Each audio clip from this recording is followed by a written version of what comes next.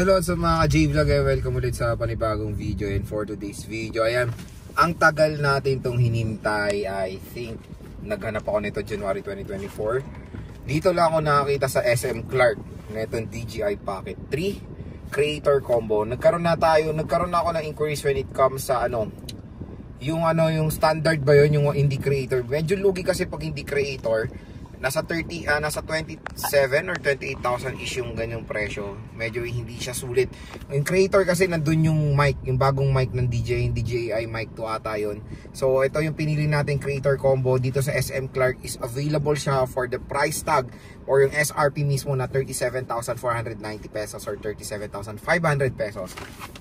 Kasi pag bibili nyo to outside or sa gray market or minsan sa ibang resellers is medyo expensive, na sa 40, 45, ganon. Pero 30 yan lang talaga. Sa SM tayo nakabili DJI Osmo Pocket 3 Creator Combo. Ayan. So yun nga, price tag niya is 37,490 pesos. So kumpleto na to. Meron na tayo ditong, syempre yung Pocket 3. Meron tayong protective cover, DJI Mic 2. Ito yung sa Mic 2 mismo ng DJI. Meron tayo ditong handle, basta yon, battery handle, mini tripod. And maganda dito, mas better yung tripod nito compare sa Pocket 2. At meron na rin tayong carrying bag, which is napakaganda rin. DJI Mic 2 clip, yung magnet. Meron din siya. Windscreen, wide angle lens, alam niyo naman yung wide angle lens, and of course the DJI strap. So syempre, chinek na rin natin to upon receiving or upon purchasing.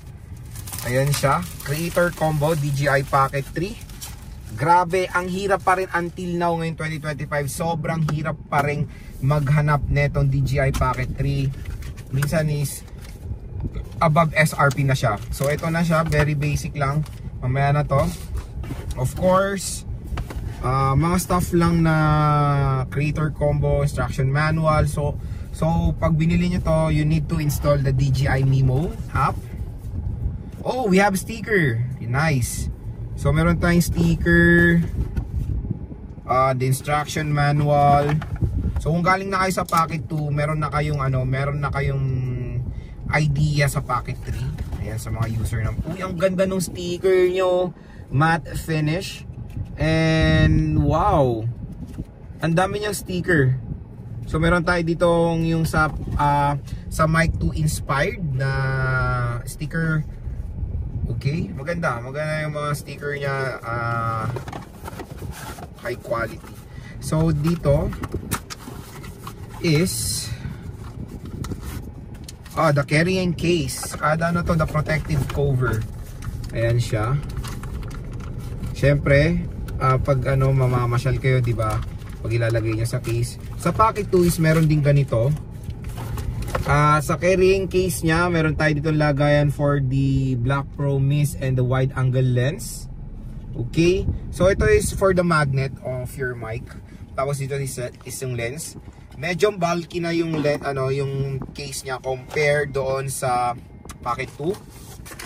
Ang maganda kasi sa Pocket 3 ngayon is nandito na siya lahat, mga J-Vlog. All accessories ay nandito na po sa carrying case. Kaya ito po yung pinaka the best i-purchase compared doon sa standard. Kasi sa standard is konti lang kasama. Sa Creator Combo, nandito na lahat. Sobrang sulit. When it comes sa quality rin ng carrying case is very high quality rin siya. Parang naalala ko dito na inspire siya, or naalala ko dito is the bag of the Xiaomi bag na purchase ko rin. Okay, ito na siya. Oh my G, this is a DJI Pocket 3. Ang maganda kasi dito, kaya sobrang eager akong bumili nito, you can shoot portrait video na.